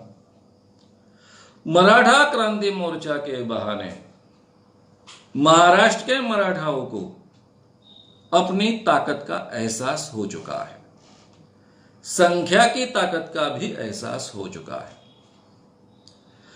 इनको कंट्रोल करना सबके बस की बात नहीं है। जो आज मराठा नेता है वो भी इनको ठीक ढंग से कंट्रोल नहीं कर पाएंगे। जब कहीं एक आधा बहुत बड़ा नेता होता है, महात्मा गांधी जैसा नेता होता है, पूरे लोगों को एक दिशा दे पाता है, तो शायद थोड़ा बहुत कंट्रोल कर पाता है, अच्छे ढंग से कंट्रोल कर पाता है। जब हिंसा शुरू हुई तो सबसे अच्छा काम आज के मराठा नेताओं ने किया, ये मराठा क्रांति मोर्चाओं के नेताओं ने किया कि उन्होंने आंदोलन मुंबई का रद्द कर दिया। लेकिन इसके बावजूद चलते रहा, उसके बावजूद कुछ हिंसक घटनाएं हुई, लेकिन इतने अच्छे ढंग से सब लोगों ने हैंडल करने का प्रयास किया कि हिंसक घटनाओं का प्रमाण बहुत कम हुआ। ये लोगों को, ये युवा जनशक्ति को अपनी ताकत का एहसास हो चुका है। अब ये ताकत का कोई अगर गलत ढंग से इस्तेमाल करना चाहे तो ये हो सकता है। लोगों की भावनाएं भड़काई जा सकती है, उसका दुरुपयोग किया जा सकता है, या फिर हमारे अंदर के जो समस्या, हमारी अंदर की जो समस्याएं हैं उसका कोई जवाब नहीं मिल रहा है, इस कारण भी ये ज्वालामुखी फूट सकता है। इसलिए मैं आगाह करना चाहता हूं समाज के सभी तबकों को, हम जैसे सभी जागरूक नागरिकों को, कि इसमें से कहीं भी किसी भी तरह से Dalit versus Maratha, Muslim versus Maratha, other OBCs versus Maratha, ऐसा जातिगत संघर्ष निर्माण ना हो। ये जो ताकत है, ये जनसंख्या की ताकत है, इस ताकत का इस्तेमाल सही माने में जो हमारी मूलभूत समस्या है, जो केवल मराठों की नहीं है, पूरे किसानों की समस्या है, वो सॉल्व होने के लिए होना चाहिए। तो इसमें से एक सही माने में क्रांति पैदा होगी। अगर ये बात इस ढंग से नहीं हो पाए तो ये ज्वालामुखी कुछ भी हो सकता है, कुछ भी किया जा सकता है, पॉलिटिकली उसका उपयोग या दुरुपयोग किया जा सकता है। और इसलिए मैं आह्वान करूंगा सभी मराठा क्रांति मोर्चा के युवकों को, नेताओं को, कि इसका दुरुपयोग किसी भी हालत में न होने देने की हमारी जिम्मेदारी है, और हम पूरी शिद्दत से, पूरी ताकत से अमल में लाएंगे और इसका उपयोग बहुत पॉजिटिवली करेंगे और सही माने में किसानों की और मराठाओं के, किसानों की समस्या ने मराठाओं की समस्या सुलझाने का प्रयास करेंगे। मुझे जो कहना था मैंने आपसे कहा है।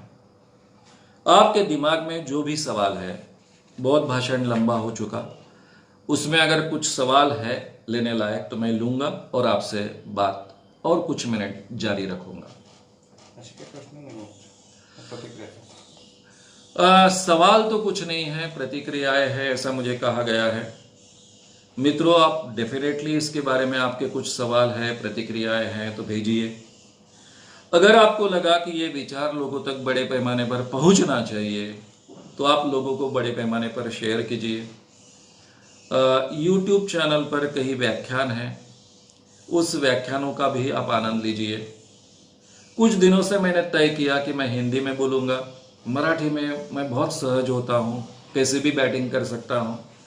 हिंदी में आदत नहीं बची है, प्रयास कर रहा हूँ, गलतियाँ होती रहेगी, लेकिन हिंदी में ही बोलूँगा ताकि मैक्सिमम लोगों तक पहुँच पाएँ। ये उसके पीछे का उद्देश्य है। पहले मेरी बहुत दिक्कत होती थी, मैं लोगों से बहुत कुछ कहना चाहता था। मैंने अपने जीवन का उद्देश्य ही माना है कि लोक प्रबोधन करना, लोक शिक्षण करना, ये मेरा काम है। मेरे जीवन का उद्देश्य था मैं प्राध्यापक बनूं।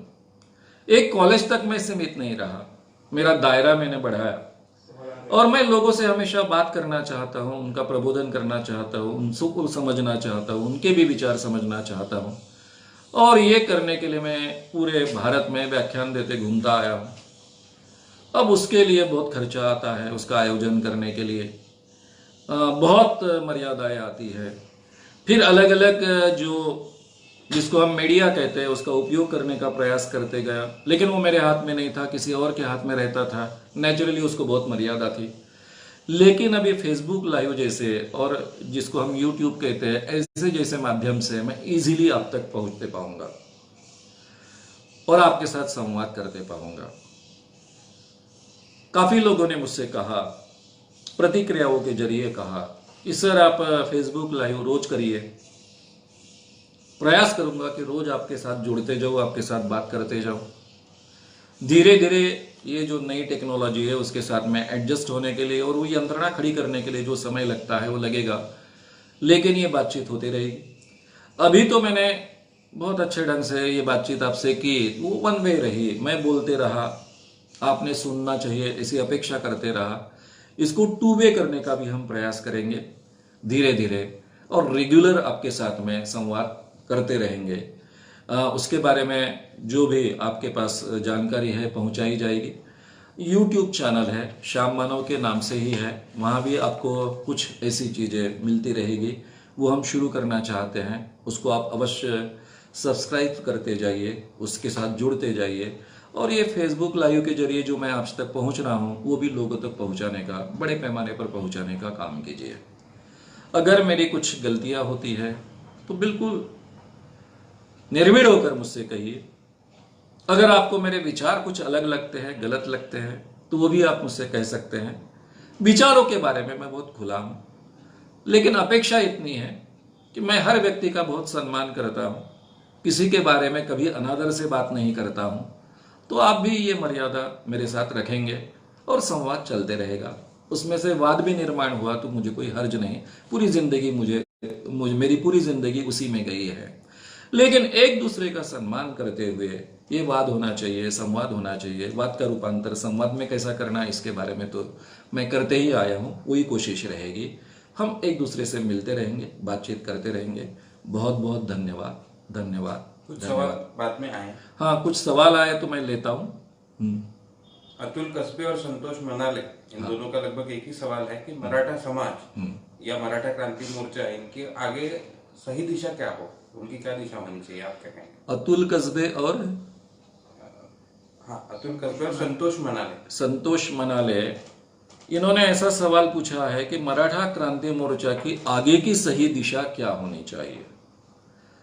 मैंने बहुत ही तीव्रता से कहा है कि मराठा क्रांति मोर्चा एक तरफ ज्वालामुखी है और दूसरी तरफ बहुत बड़ी ताकत है। ये ताकत का अगर पॉजिटिव उपयोग करना है तो किसानों को, मालों को बहुत अच्छी कीमत प्राप्त करने के लिए, खेती लोगों को परवड़े, अच्छे ढंग से वो व्यवसाय खेती का कर पाए, ऐसी स्थिति लाने के लिए इसका उपयोग करना चाहिए। और उसका मार्ग भी मैंने जाहिर तरीके से बताया। अहिंसक तरीके से अगर हम कुछ लाख लोग लेकर विधान भवन के इर्द गिर्द बैठ जाते हैं और जब तक सरकार, केंद्र सरकार और राज्य सरकार ये मानती नहीं तब तक उठेंगे नहीं, लेकिन शांति से बैठेंगे। इस ढंग से अगर हम प्रण करते हैं तो डेफिनेटली इस देश में, इस क्षेत्र में क्रांति हो सकती है। इतनी ताकत तो डेफिनेटली है। एक और सवाल है, अमोल जुमड़े जी का है। मराठा समाज, इन्होंने SC ST के बारे में मन में कोई द्वेष की भावना ना रखनी चाहिए, इसके बारे में आपका क्या कहना है? वो तो मैंने जाहिर तरीके से कहा है, और मैंने ये भी कहा है क्योंकि मैं मराठाओं को बहुत अच्छे ढंग से जानता हूं, कितना द्वेष था अंबेडकर जी के बारे में, दलितों के बारे में। ये दूर करने का बहुत बड़ा काम, बहुत महत्व का काम मराठा सेवा संघ, पुरुषोत्तम जी खेड़ेकर और उनके सभी साथियों ने किया है। ये भी मैंने जाहिर तरीके से कहा है। और मराठा क्रांति मोर्चा ने भी ये शर्त बहुत अच्छे ढंग से अमल में लाई है कि इसमें से कोई द्वेष पैदा ना हो, दोनों तरफ से। दलित संगठन है, उन्होंने भी ये खबरदारी ली है। प्रकाश जी आंबेडकर जी हो, इवन रामदास जी आठवले जी हो, जोगेंद्र जी कवाड़े जी भी हो, बाकी भी बहुत ऐसे नेता हैं, उन सब ने ये द्वेष कहीं खड़ा ना हो और मराठा वर्सेस दलित ऐसा कुछ खड़ा ना हो महाराष्ट्र में, ये देखने की बहुत अच्छी कोशिश की है। और ये बहुत अच्छा साइन है, इसलिए उन सब का मैं मन से, तहे दिल से आभार व्यक्त करता हूं। अतुल कस्बे जी ने फिर से सवाल पूछा है कि आरक्षण अगर मिल भी गया, उसके बाद मराठा समाज ने आगे प्रगति के लिए क्या करना चाहिए? तो वही बात मैंने कही अतुल जी कस्बे जी, कि आरक्षण से कुछ भी हल नहीं होने वाला। ये प्रतीकात्मक बात है, उससे कुछ भी हल नहीं होने वाला, क्योंकि सरकार की नौकरियां नहीं बची। और आप जहां प्राइवेट संस्था है वहां पर इस ढंग से आरक्षण का बंधन नहीं डाल सकते हो, और डालेंगे भी तो कितनी नौकरियां पैदा होगी? ये नौकरियां पैदा होने का प्रमाण ही कम है। तो इसलिए आरक्षण ये प्रतीकात्मक है, और प्रतीकात्मक कुछ चीजों के लिए हमको महत्व देना पड़ता है, इसलिए उसको महत्व देना चाहिए। उसके बारे में कोई दूसरी राय नहीं है, दूसरा कुछ अदरवाइज विचार भी नहीं है। लेकिन वो ये जो पूरी ताकत है वो आरक्षण जैसे एक चीज तक सीमित हो जाए, वो तो मिलने वाला है, आज नहीं कल मिलने ही वाला है। हर सरकार को देना ही पड़ेगा, कोई चारा ही नहीं है दूसरा।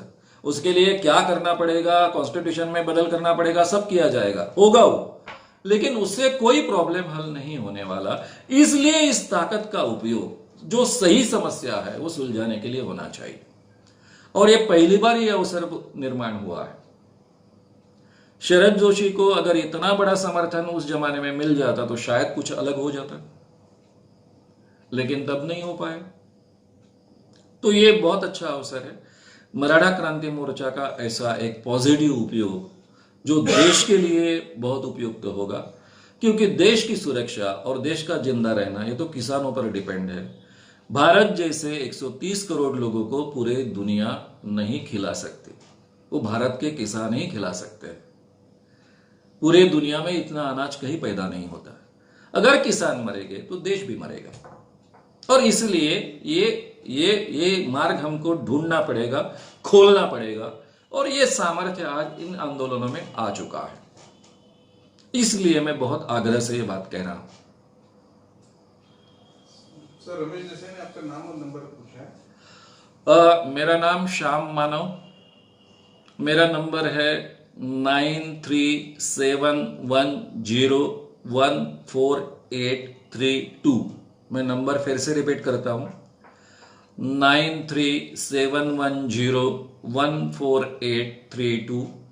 ये मेरा मोबाइल नंबर है।